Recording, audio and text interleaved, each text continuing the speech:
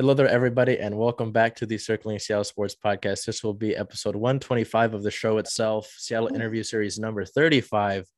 Really excited. I have Lauren Barnes here. If you don't know who Lauren Barnes is, we'll go through some of these things, some of the accomplishments. California Gatorade Player of the Year back in high school, two-time NWSL Shield winner, four-time W League champion.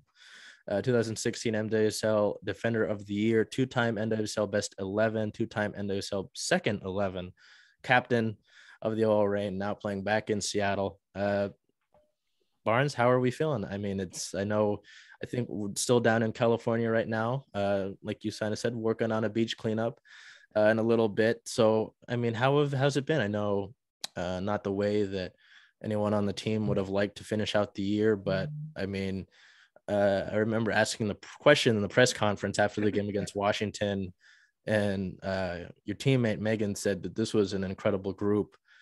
How have you been since then? Obviously, had the holidays and all that, and news of expansion. How's it been for you since the season ended? Yeah, I mean, I know you just talked about Megan saying about what an incredible group we have, and I think what's been the biggest motivator of always staying with the Reign too is that we do really provide that every year. I can't speak on it enough about how every time the year passes, you just look back and kind of decompress and reflect and just be like, wow, this was a really special group. And I've said it now for 9 seasons. So grateful for that and lucky to be able to be part of a club that does strive to, give us the best environment.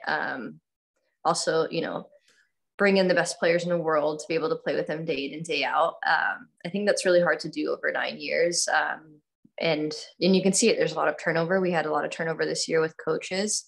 So it's great to have Laura Harvey back. And I think she's brought, a little piece of Reign back with her. That's a little bit more, tuned and refined. And, when she came back, it's always been my kind of favorite thing that stuck with me because it is tough, a player being in the league for, this will be my 10th season.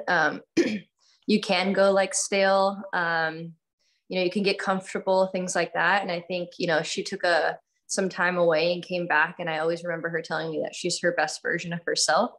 And I think when we have the best version of Laura Harvey, you're going to get the best out of everyone. So I'm really excited.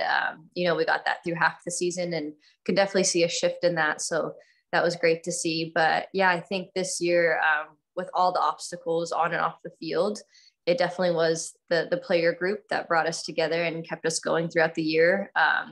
We obviously went from being pretty far at the bottom of the table to back up to the top in a short amount of time. And I think that really just speaks to our players and our determination to, not give up. I think it would have been really easy to give up and just call this season quits, but we wanted to go win a championship and unfortunately made it to semis and, was left there. But I think I look back and been decompressing on the off season that we just should really hold our heads high and be proud of everything we accomplished this year. Not only was it staff changeover, but also a pretty new group as well, with some of the French players and the international players coming in and the young ones coming in as well. You get to see that, new exciting energy coming in, which is awesome. But having to put that all together within 9 months it's a tough thing to do. And so, yeah, all I can look back and say is that I'm just super proud of the group. And then obviously I took some time off. It was a very tough loss, especially with the squad we had. Like any other year we've made it so far. It all ends in 90 minutes and it always just seems so weird, that feeling after a little bit of emptiness and defeat. So, just giving time to heal that. I went on a trip to Mexico with Jess and her host family up in Seattle. So that was a great, get away and kind of switch off from soccer and just be able to enjoy each other and enjoy life. And, soccer brought us together. So that's really cool. And then now I'm back home in Southern California, like you said, and I get to be around family for the holidays. This was actually my first Christmas in 7 years because I've been playing in Australia. So I've missed all the holidays. Yeah, I missed Thanksgiving and Christmas. So for the past 7 years. So this is actually really special to be home. You're obviously just so used to the lifestyle. I am traveling and missing,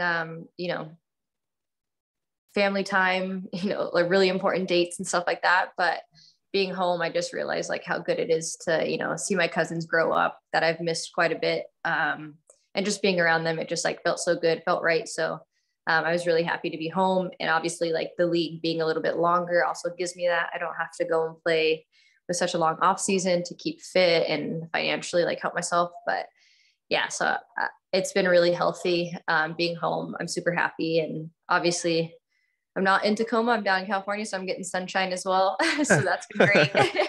It always brightens up everything. Yeah, especially today. That rings true. Up here in Seattle. Is there a lot of rain up there? Oh, I'm sorry. It's nice and gray. I've grown used to it. 20 years here. It's like, all right, okay. This is life. Yeah. But it's nice when I get to go down to California. You know. Yeah. So you know, you bring some great insight into, you know, like you were just talking about, you know, what happens after a loss for a player. Obviously, if you're a fan, you might take it worse than maybe a casual fan if you're a super hardcore fan. But as a player, you know, it's like, hey, yeah, I mean, this is what I do for majority of my year, you know. So to get that insight is interesting. But I do want to take it back to the beginnings of Lauren Barnes in that career. Where would, if you're able to pinpoint it, is there a place where you can really look at and say that your soccer journey began, or perhaps where the love of the game began? Because I know for some people it didn't start, you know, playing really young. It started maybe in high school. So are you able to pinpoint where that might have begun for you?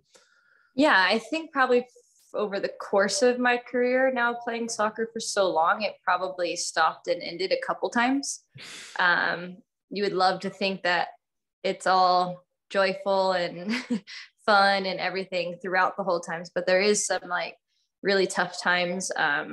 Sometimes you just want to stop, or when is the right time to stop? You know, you're also getting up in age. People are like, you're getting too old. So, you know, there's all these conversations going on. So yeah, I think there is definitely a roller coaster to it. I think my love for soccer did actually come probably a little bit later. I grew up playing multiple sports. We actually played seasonal, so I didn't play soccer year round. I ended up playing basketball. I did swimming. I did volleyball. So yeah, so with every season came a new sport for me, and I liked that. I think it kind of made me a more, you know, well-rounded athlete. My dad played basketball in college, so he went to Santa Barbara and played there. So we were a big basketball family as well. And I loved it. So I played both of them up until high school. And then high school, I decided to go with soccer and continue that journey there. So I think when I kind of singled into one sport, I definitely became obviously a lot more serious about it. It ended up being year round from there on. So I'd say my starting point right there. And then obviously getting into college and, you know, having the college experience as a student athlete is just really incredible. So as much as I like love to think that soccer's been everything, like it has definitely brought me some like great things outside of soccer. So my education at UCLA was huge. I think if I didn't play sports, I'd just be, you know, at a junior college, probably back at home. So it really gave me those really big opportunities to capitalize on and, you know, take my career further than just soccer. So even after I'm done with my career, I got drafted out of college to Philadelphia Independence. So I was in the WPS initially, and I played for Paul Riley at the time there. I actually was never rostered and never touched the field. So I didn't play at all my rookie year. And that was pretty tough. I was a 4-year starter at UCLA, going in just thinking that I would at least see the field, but I didn't. So I ended up actually retiring. The league folded as well, but a lot of girls went overseas or played in like the semi-pro league here in the US. I decided that, I think multiple reasons. One, my confidence was probably pretty gone. And then I also just debated, maybe not everyone's supposed to be a professional athlete, you know, like, did I have the tools and was I projected to be? Maybe, but you know, it's also at the end my choice. And if it's something that like I wanted to strive for, but at the time I was like, you know, maybe it's not what I meant to be. So I actually got into coaching because I knew I didn't want to give up soccer yet. So I went in to UC Riverside down by me. So it's a pretty easy commute. I was living back at home, and I was an assistant coach under Nat Gonzalez, who was at UCLA with me as well. So we kind of had that Bruin connection back there, coached there for a while. loved working with the girls. It's something I'm super passionate about still to this day. I really want to give my knowledge back to the game as much as I possibly can. Because I do think my journey was a little bit different. And I think, I can maybe get to kids that think that this is not even an opportunity for them at all. So I love to be able to just share that story, that it's a little bit different, and that there's definitely different avenues to get to wherever you want to be and whatever your goals are. So I was playing with those girls for a while, and they were like, we don't know why, like, you're on this side of the line, like you should still be playing. And I'm like, it's nice of you to stay, but I gave myself a go as a pro, and just wasn't what I thought it was going to be. And then my boss also spoke to me, Nat, and he was like, I heard that there's going to be another league coming in, like maybe you should put your name in the draft, and blah, blah, blah. And there was like tears, like I didn't want to leave. Like he was so good to me. I loved like the coaching staff and the girls. Like I really had a strong connection there. And having to kind of be like, I'm going to leave earlier than I thought was pretty hard for me. I'm not the type of person to kind of do that. I like to see through things. But I ended up putting my name in the draft. I actually thought I was going to be going to Chicago, is what I was being told. And then I got a phone call one day. I was actually sick. I wasn't at work. And it was like from, out of the country. It was just a different number. I was like, maybe I should just answer this. And it was Laura.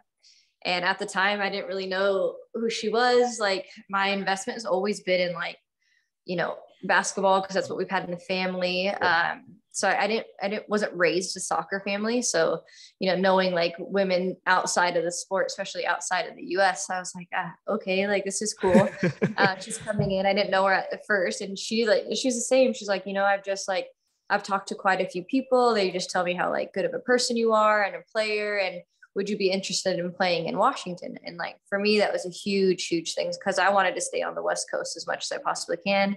I did the Philly thing. I went to school in LA. Like I'm Cali, West Coast through and through. Yep. And I was like, please pick me up. If you could pick me up in Chicago, like, please, please, please. So I ended up getting drafted. I think Chicago was like third pick. And I think Seattle maybe was like second, or I don't remember the numbers, but Seattle had the pick right before Chicago, and she picked me up. So literally forever grateful. So I think that is actually where my career like jump started. So super late. I was like second year in my pro career essentially. And you've been a Reign fan all your life, so you know how our year one went. It was terrible. But right, new league, new coach. Laura didn't understand the American style yet, didn't understand American players either. Like it is such a different, way of life really, in our mentality and whatnot. And, we gave her a year. She actually moved me from left back to center back. So that's where I started my career as a center back. So I actually started a whole another career. And it's easy to say that those like positions are like pretty interchangeable, but there are a lot of different things and a lot of different aspects to them. So I had to learn essentially a whole new position, because I'd never played center back before in my life.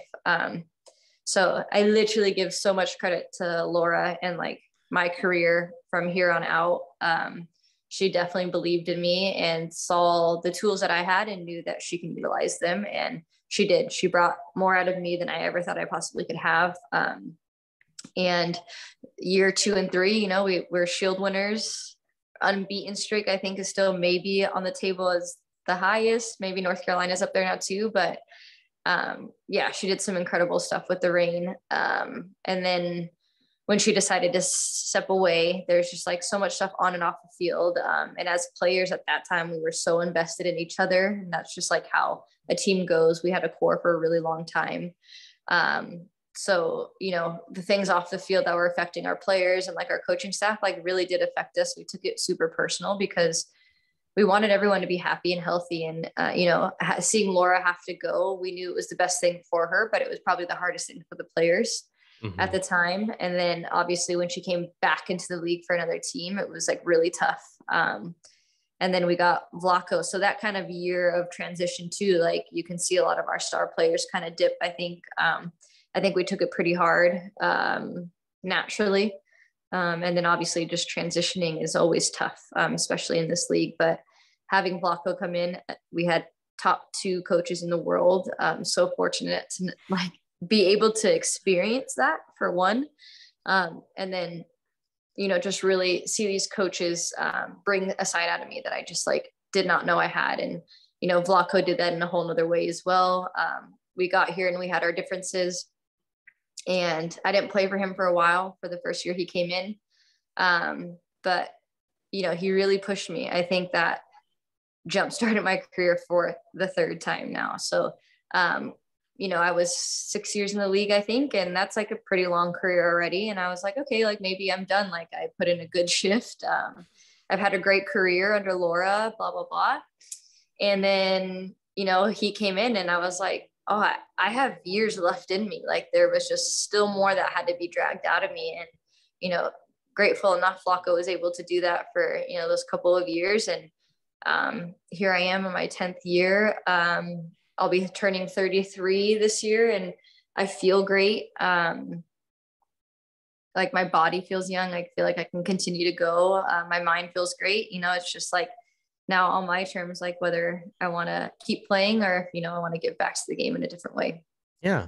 I have to say, in the time I've done interviews, that might be the most detailed I've got out of that specific question about where someone picked up their sport. But it is interesting though, because it's always something to note where the love of the game, whether it's soccer, basketball, baseball, football, where that started.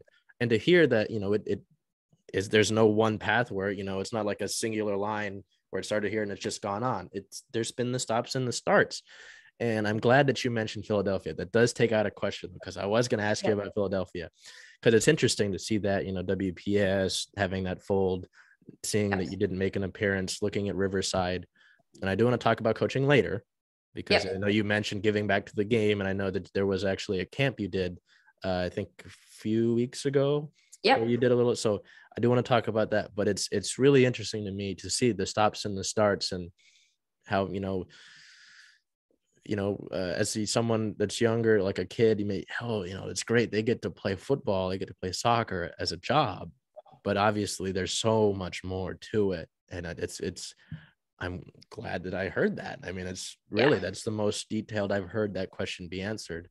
Yeah. And I think when you are a professional, there are people that are going to impact your career so often, in a positive or negative way. And I've been like so fortunate, one, to have the two coaches, but even like someone like a Jess Fishlock, she's been a constant in my career, and not only at the Reign, but she brought me over to the W League and it jump-started my career there. Like being able to have these people that like genuinely want so much success for me, like it's hard to find. Like it's definitely hard to find that constant. And I've been able to have, a handful of them throughout my career that, I can name. Pino's one. I've been playing with Pino, and like her, just by example, leading by example, and seeing what incredible like career she can have at her age, and she's still going with like ease right now. I've been able to have people to look up to. Yeah, we're similar age, but like they're like my heroes, my idols. Like, I talk to Laura on the daily, like not even just about soccer. Like it's just like so much more. And like that's why I think, people with like these long careers have like these really good pillars and foundation in their life that helps them to get through. And that's like just soccer. Like I have my family here that sacrifices me leaving 10 out of the like 7 out of the last 10 Christmases I haven't been here. And that's hard on them. So yeah, just having, I'll always go back to, the success of my career is definitely like the people that have, pulled me along. And I think you touched on, with the sacrifices that, you make, not to belittle it, but I mean, some people look at it as it's a game you're playing. You do it on the professional level. That's why I always, social media is such a unique place.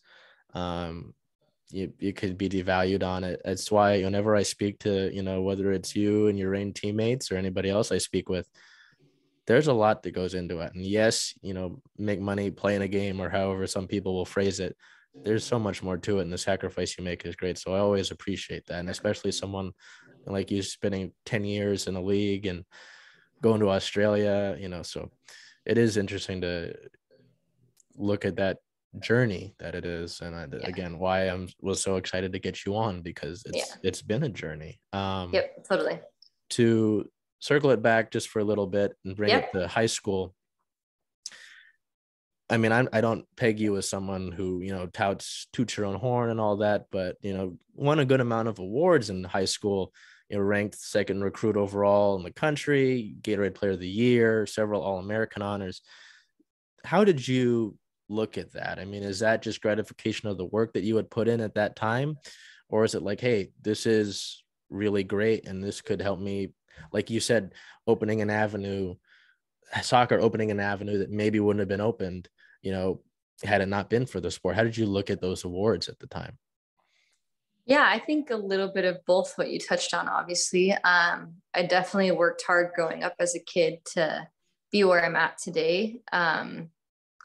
And yeah, like without soccer, there's definitely a lot of opportunities I would have missed in my life.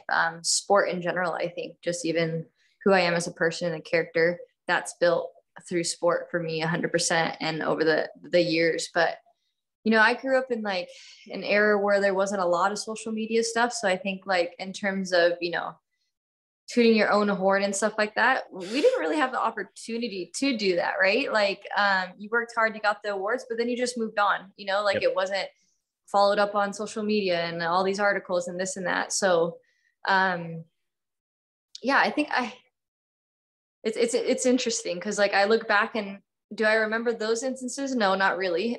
When you like talk about high school, I think about like my high school team and like, when we won CIF, our coach at the time was like volunteer. His full-time job was a plumber. Like he just did it because he loved it. Those are the memories that come to my head first. I don't even think about awards or anything like that. So, and I can look back and probably name like our roster. Like I think it was always just the relationships I built in Upland High School. We have one high school, so we all go there. We all know each other. We're just like a public school, hardworking like community. So, I think that just really translated. And like I said, with, the pillars in my life throughout my professional career, like that stuff starts in high school. I had so many people, on and off the field, classmates, teammates, but I just always had like so much pride to play for them. A lot of them still are here in Upland. I see a lot of them when I come home, but they all just wanted me to be so successful. And there's like no better feeling, I think. I think it's like the biggest fulfillment for me is that, they saw my talent and they did everything to help me like reach, where I could be. I'm like really proud of where I come from. And I have so many friends still that I come home to and I'm around. And, I think that just speaks volumes to, my success is because, I always go back to my foundation and being able to be supported all the time. Just being really grateful and fortunate to have that support. And that started in club. Like I had a really cool club experience. I was with the same club from 9 to 19. That doesn't happen anymore. One of those girls just got married last week, and I unfortunately had COVID, so I couldn't make it. But yeah, you just like look back at that and it's like, God, it's like 20 years later and we're still like, I'm getting wedding invitations from people on my club team and, my high school team. I'm like that stuff like speaks like the most to me. And I think that's why like I have such a tight knit family. But it's like really branched out as well. So, yeah, I never even look back at awards or anything like that. It's always like my experience and how fun high school was for me. Like I know a lot of girls nowadays don't even play high school soccer. Like I couldn't imagine my life without playing high school soccer.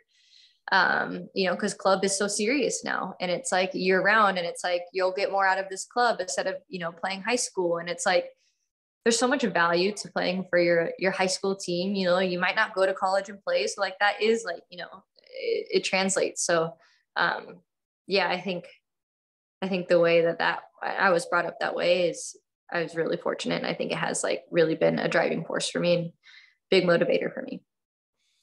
So, you take that and look at the success that the team had. And it really sounds like I just got done with an interview where a certain coach had talked about, instilling family in a team. And it sounds like that kind of rings true, at least for the teammates that you've had. Leaving that, what factored into UCLA? How did UCLA come into play? Was it a recruiting thing? Was it something that maybe you looked at? Did you potentially end up somewhere else? How did you become a Bruin? Yeah. Well, I was involved with the youth national teams, and at the time, Jill was the U20 coach. So she did both. She did the U20 national team coach, but she was also a coach at UCLA. Um, so I think I kind of had that connection early on with her. I enjoyed the way she coached. I just was like familiar with her too, I guess, but it was definitely just recruiting process. All of the college was. I had interest from a lot of schools in California because I was a California kid. I think deep down, I knew I always wanted to stay in California. And even when I say California, it was Southern California. I wouldn't even venture up northern. But I did take my time and I looked at all the schools I could in Southern California. And I think when I went to UCLA, like other than, Jill introducing me like at an earlier age, it just felt right when I got there. I told you I have one high school. We all go there, so it makes it very big. So I knew I didn't want to go to a small school. I was so used to, a big school. I grew up loving sports with basketball, so that was a big pull for me too. I did go to Santa Barbara. My dad wanted me to take a Santa Barbara trip, but yeah, they had all the sports that I like loved. Even with the football, like I love football. So just getting there and seeing like the community, especially, the sports community, I saw myself fitting in there pretty well. And then I came in with a pretty big class at the time, like when we were doing all the recruits and stuff. And I had a lot of friends in that class going in there. We were like a class of 12, I think. And like today I have one that she's my best friend. We talk so often, and every time I come down to Southern California, she's down here with 3 kids now. So, yeah, there was a lot of aspects that definitely pulled me to UCLA, one being close to home, but like far enough away. I'm about an hour away from it. So I still was able to kind of live, on my own, but able to go home when I wanted to. And I liked the idea of that. Close with my family, so it was like nice to do that. And prior to all of that, like we traveled so much with the youth teams, it wasn't like I needed to go out of state and have that experience really for me.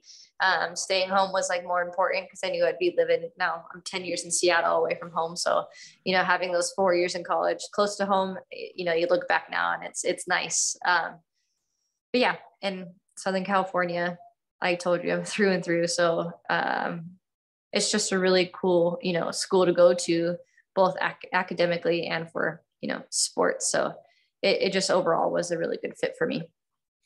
It's funny you mentioned the football aspect of it, American football, I'm sure. Yep.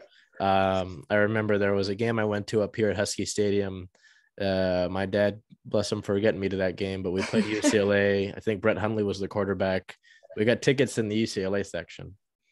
We lost that game, so I heard the 8 clap the whole night. Yep. It's terrible. I don't want to think about it. Yeah. Terrible. So to look at UCLA, I mean, how do you reflect on your time there as a whole? I mean, you talk about going back to your roots a lot, your foundation, your pillars. High school is one of them, but I'm sure UCLA was as well. I mean, do you look at it as a similar light as high school? You talk about the family there. Was it perhaps a little different of a road? No, I would say it's pretty similar. I love the culture we had there.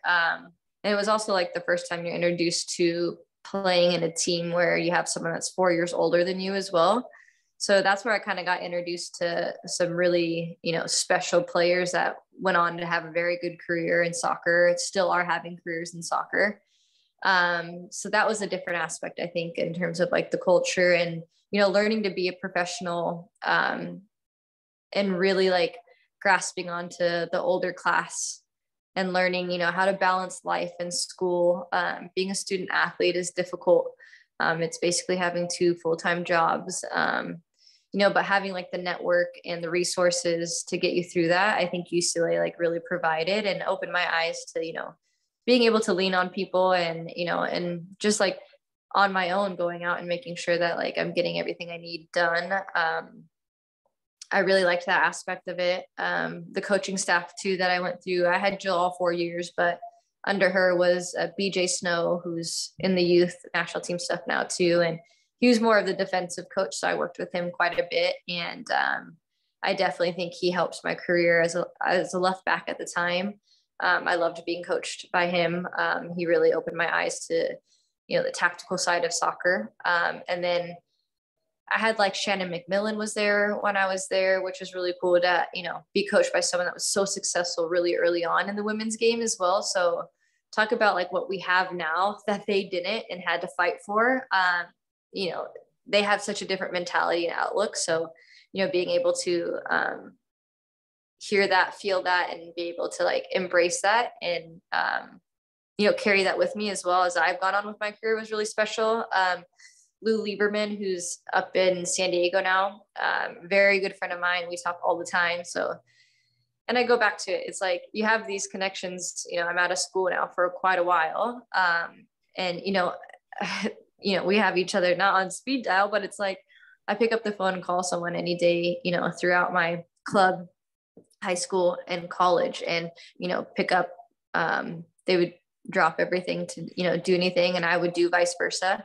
I think that just really like, I said it speaks volumes of like the relationships you have through sports and how important they are to get you through, like, not even just, that time of sport or life, but, I've used Lou now so often when I was going into coaching and being like, I'm like way over my head and, like help me through stuff. And she'll still call me being like, hey, let's talk through this defensive tactic. Like, I want to hear your side of it, and, she's able to use that with her college team. And, BJ writes me on my 150th game being like, I'm so proud of where you've come from, stuff like that is like really incredible. And it just feels so good. And I'm obviously still playing now, but like, if I ever need, I was going through the B course recently and I reached out to Vlaco and he's literally in a US camp and is like, yeah, let me send you stuff. And, sends me over stuff and explains it. And it's like, for him to take the time out of that during a camp, it's like incredible, but that's the type of person I want to be too. You see these people giving, their heart and soul to everything. And it's never like for one particular reason. It's like, all right, you want to be a coach? That's awesome. We want you to be a coach. We need more women in coaching roles, so they're like doing everything they can to like help us get there.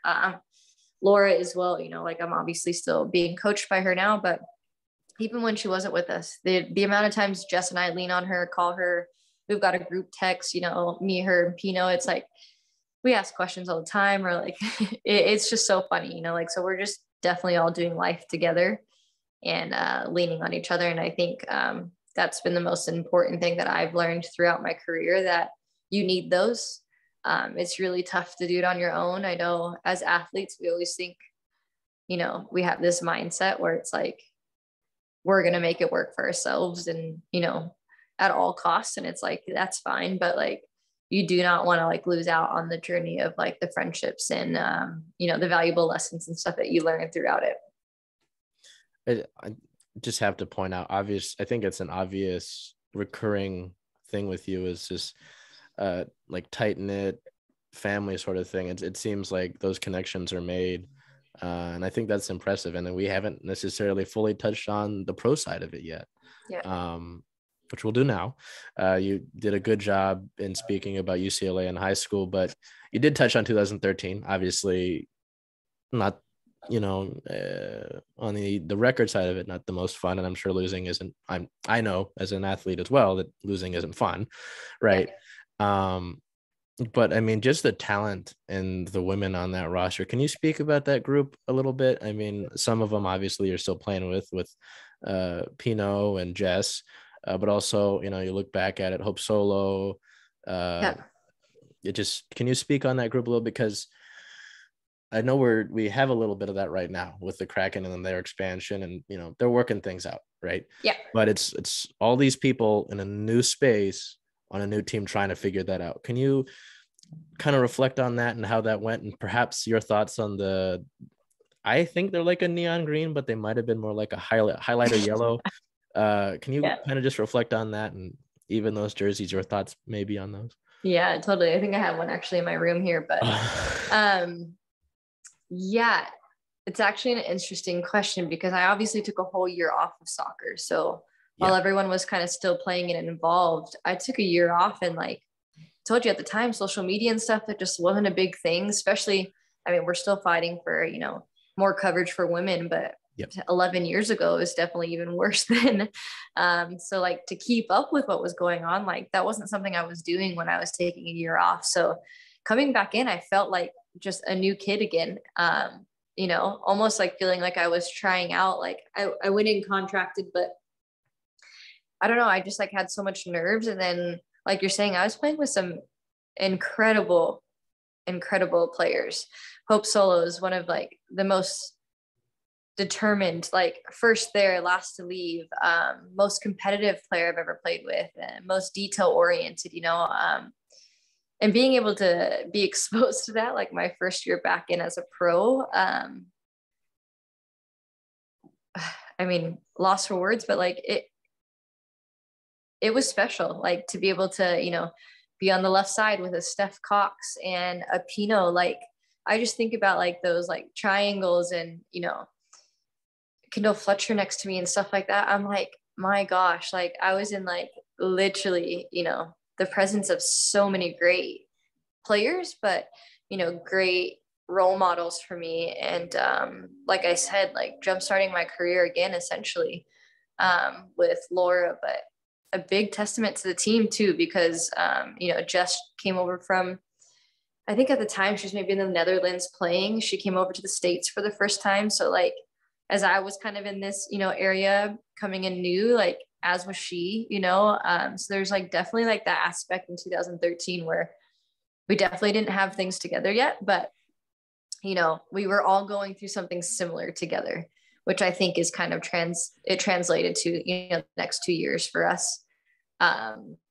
Obviously bringing in Kim Little and stuff, more incredible players, right? It's just like, we were only going to get better and better. We can only go up from there. That's for sure. But yeah, I think we always talk about 2013. Like that's where, you know, we earned like the crest on our chest, because it was a tough year. Like I would have to look back at the record. I don't want to, but like there was very little wins, if there was any. I think there was 4.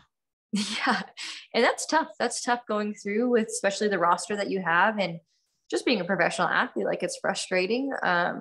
But I definitely think it brought the core that stayed together for a long time. We had definitely like us, not a starting 11, but 11 core that stayed with us for a really long time. And I think it was built there. You know, we decided right then and there in 2013 that one, we're never going to repeat that. And two, that we're going to strive to be the best. And then we obviously had 2014 and 15 and 16, you know, so, and we proved that with our play and really changing a year of building into something like that's been our foundation for a really long time now with the Reign, even transitioning to OL. Like we always want to try to keep that identity. And I think that's the biggest role for us older players right now is making sure that continues to grow and that it's just not something brand new, because you go through a lot as a group, and if you come out on top, which we did, like you want to continue to build off that. You talked a little bit about it. You talked about Australia. You touched on it a little bit. I want just to see how your time went with Melbourne. I know that the victory as well as Melbourne City. Did that have? I'm sure it did, but I'm curious to hear from your mouth how it might have affected your career, or maybe things you might have added while in Melbourne. Is there anything, or is that more of just playing the game more as a whole? Yeah, I think, yeah, definitely. I went 7 years with like maybe a 2-week break in between each season. So I definitely got a lot of miles under, a lot of miles on my body, a lot of games. Obviously that always helps. I think being in game situations and like recreating that on off seasons, if you're not playing with the team, is super difficult to do. So I definitely benefited from that. And then, yeah, if you look at our Melbourne rosters, when I played for Victory and then obviously with City the years following, we had incredible rosters out there too. We had a lot of Matilda stars. We had a lot of really good internationals coming in, both, you know, from England or even the US. And there was a time period that we had some really tough competition throughout the league. And that's something you want to see. Obviously COVID hit and it's just struggled a little bit more now, but the W League has been such a great outlet, I think, for players. I always encourage them to go over there, whether they're getting a lot of playing time with their team now or not.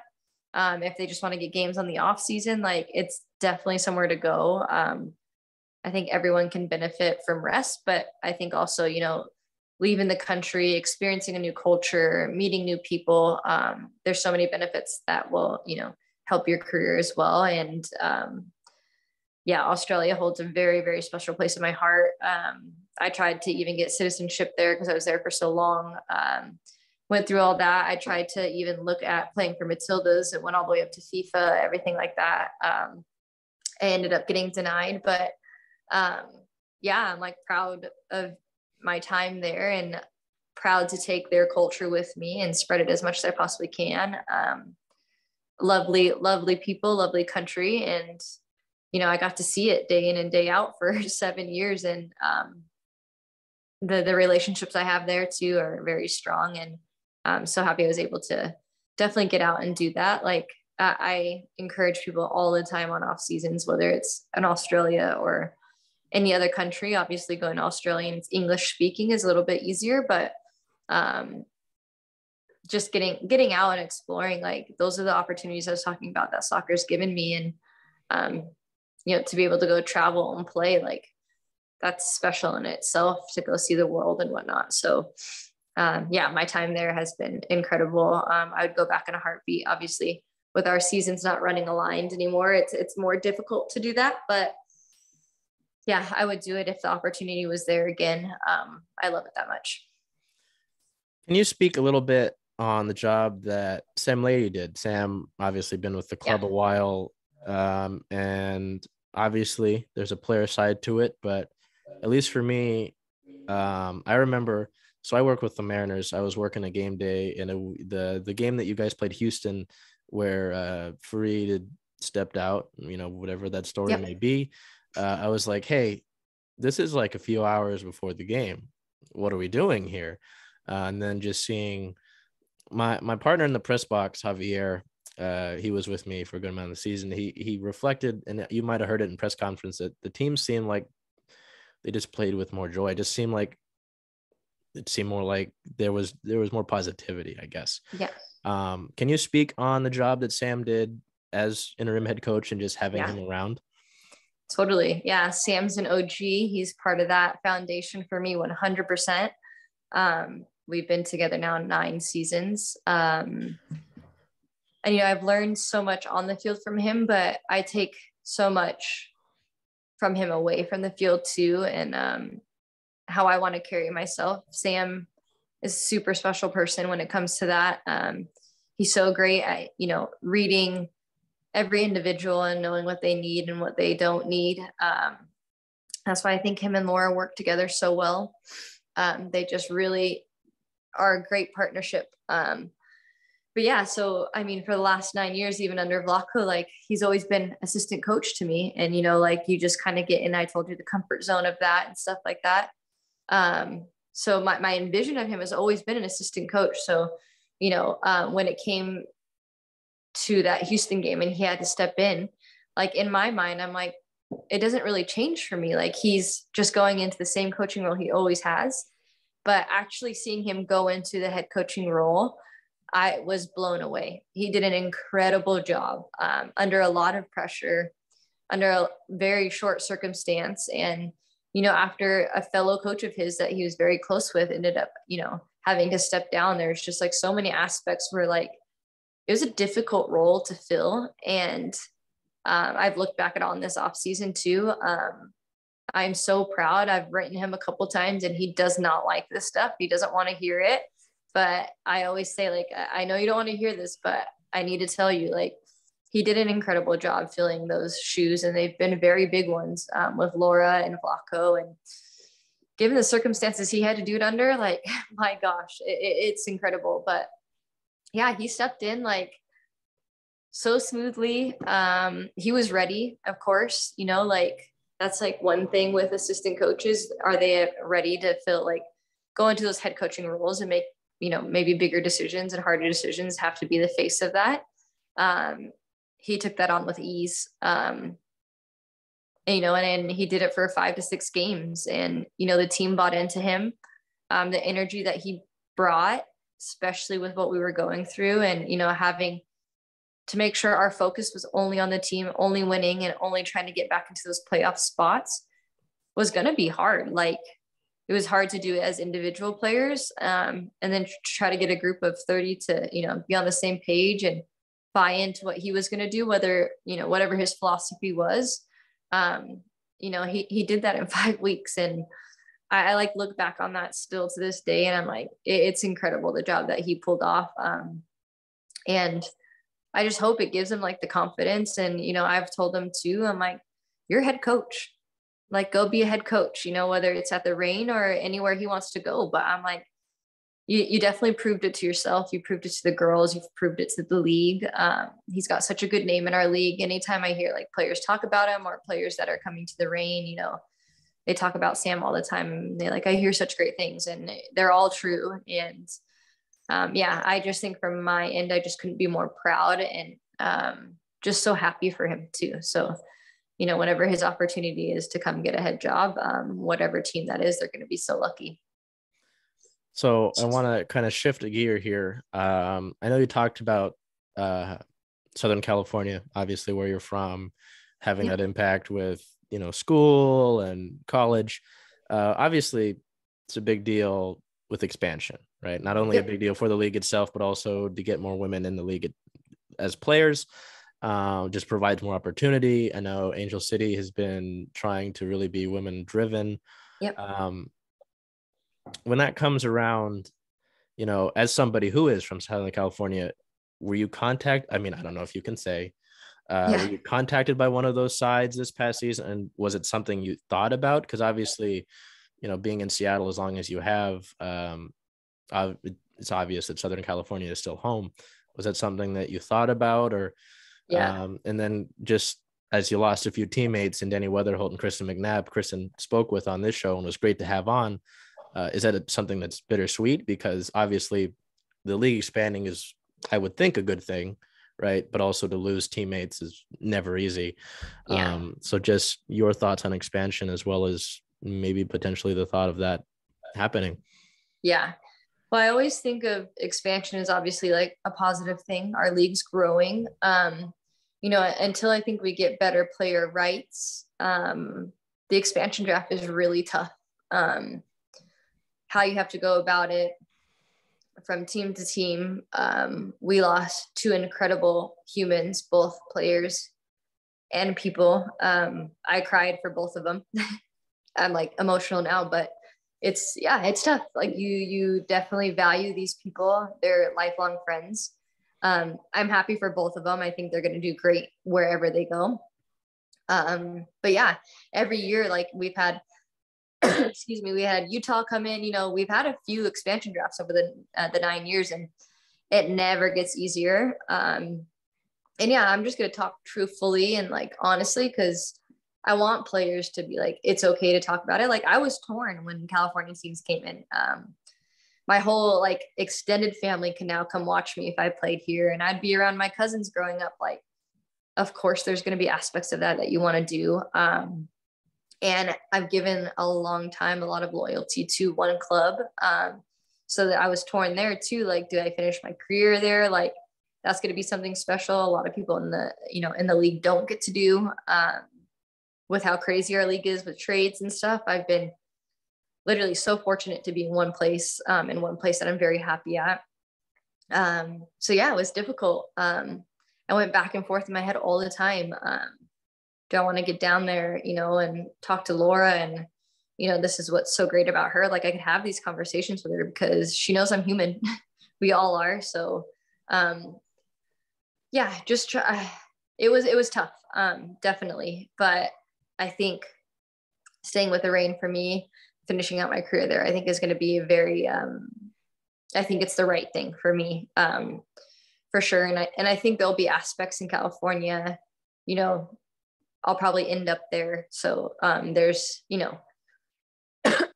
just like for my soccer career, I just thought it was super special to maybe be at one club for as long as I have and finish it there. And finish out my legacy. And we've always talked to the owners and more about that, of that being something for me. And I take a lot of pride in that. But at the end of the day, you don't necessarily see these things coming in, and having an LA and a San Diego team come in at once. You're like, oh, it's like so hard. It pulls your heartstrings for sure. And, if it was a good situation, could get down there, like, am I going to be 100% positive and say, no, I didn't think about it? Like, I definitely did think about it. But my dedication and loyalty has been proven for 9 years, and I'm so excited to go into, another season. My 10th at that. It's always so crazy to say, like, I've been doing this for a decade. And you see a lot of people come and go, and it never gets easy. I hate it, having to see that happen, but we always wish the best for everyone. And, we just hope it's always the right decision for them as well, for their career, and, having them play. And at the end of the day, like, going to LA and San Diego, it's not a bad place to be. I definitely appreciate your honesty there, because like that is something that I had to think about. I was like, hey, some people have ties to this area, right? Yeah, and it's a lot. it's a decision, because like you said, I mean, you've had this loyalty to this club. Personally, if that was a decision where the team wanted and you wanted, I wouldn't have blamed you, right? Because that's, you spent time here. And so I know that must have been tough to think about, and to not only think about it for yourself, right, but to have those teammates. Kristen's been around since, I believe, 15, 16. I think she's 5 years. Yeah. And it was tough, because I remember watching, and it was like, I would like to see none of the players leave, but then Kristen was incredible on the show, incredibly nice. It is tough, because obviously I only know so much of it, right? But to have you be candid about that, I really appreciate that. It's not something you have to do. To talk about, oh, sorry. I'm just saying the connections go so deep, like whether I'm with someone for 1 year and 1 season, 5 years with McNabb, and even 3 with Danny, but like, I've known Danny beforehand too. So it's like, it's such a small knit community, the soccer. We all know each other. The community is strong, and we do want to see each other successful.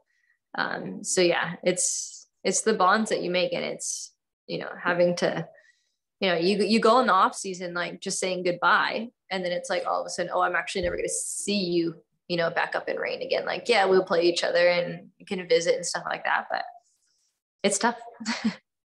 Yeah.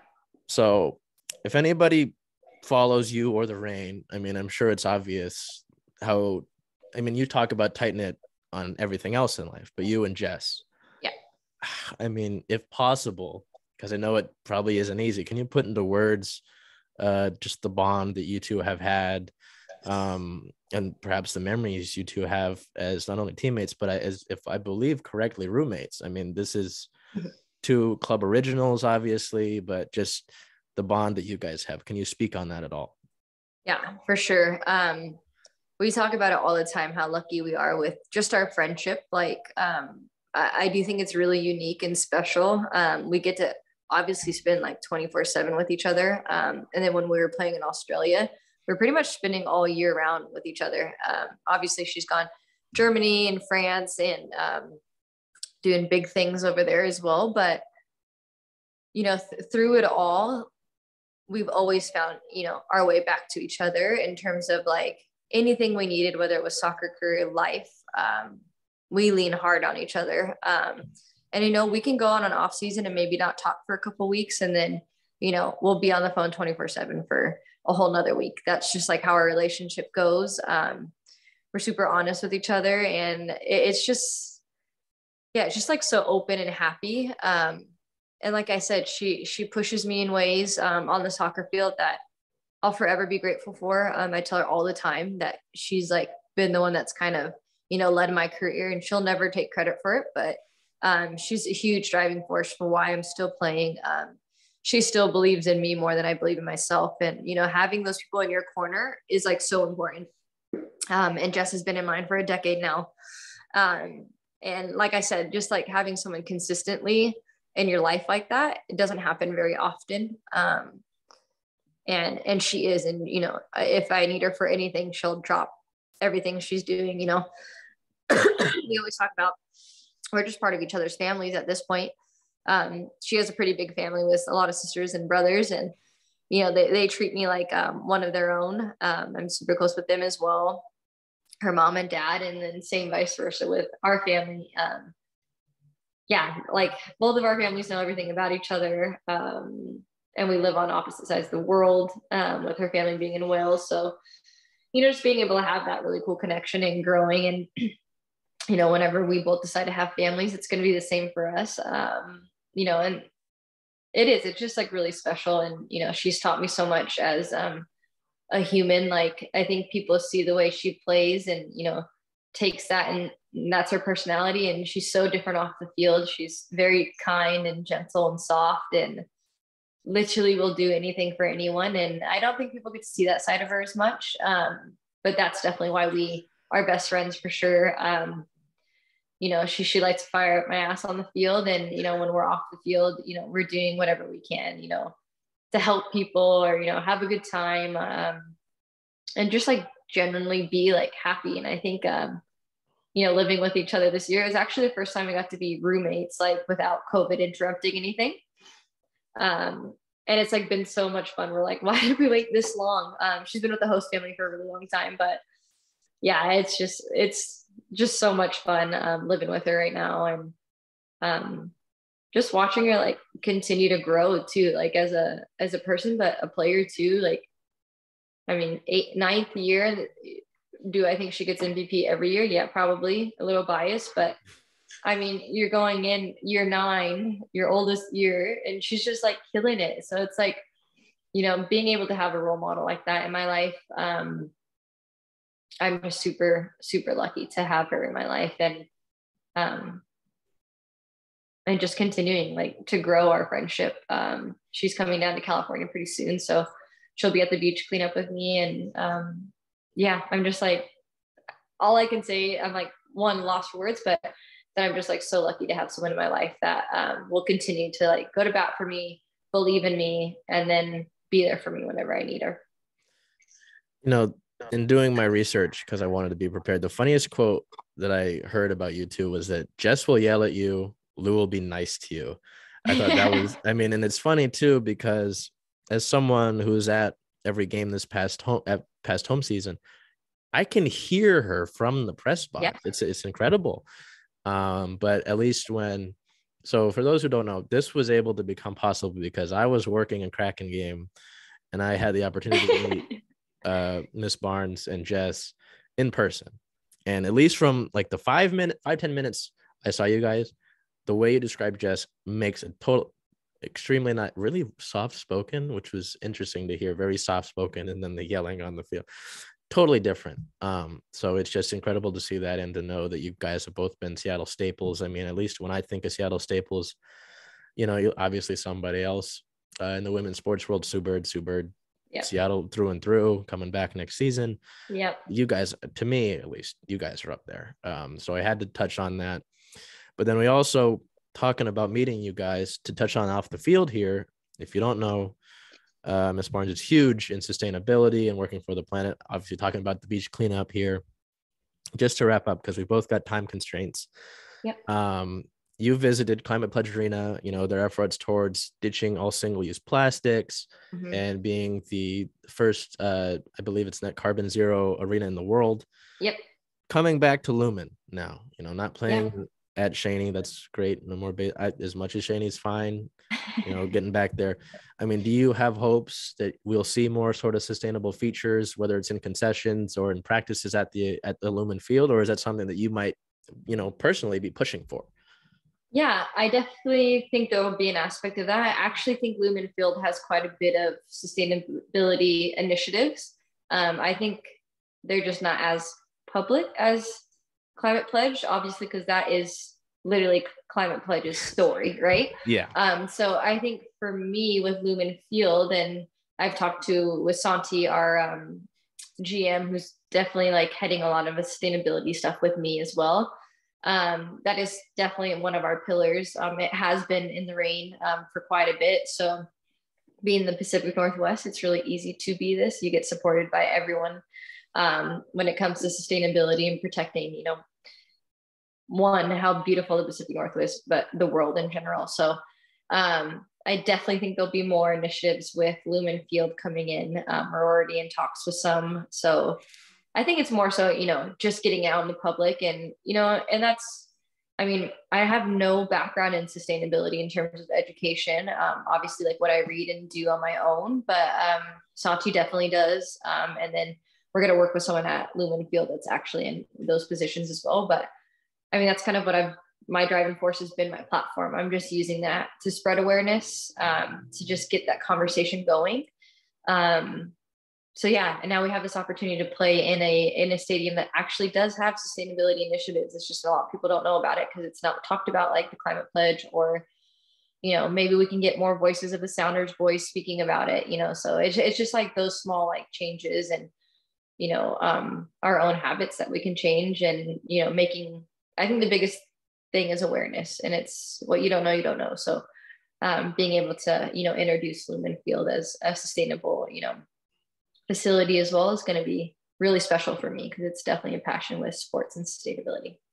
Well, I want to thank you for that, but also taking the time out of your day. This has been an interview that I've been looking forward to since we technically originally spoke before last season. And yeah, I know it's been a long time coming. I'm so sorry. Well, again, no need to apologize. I'm extremely happy to do this.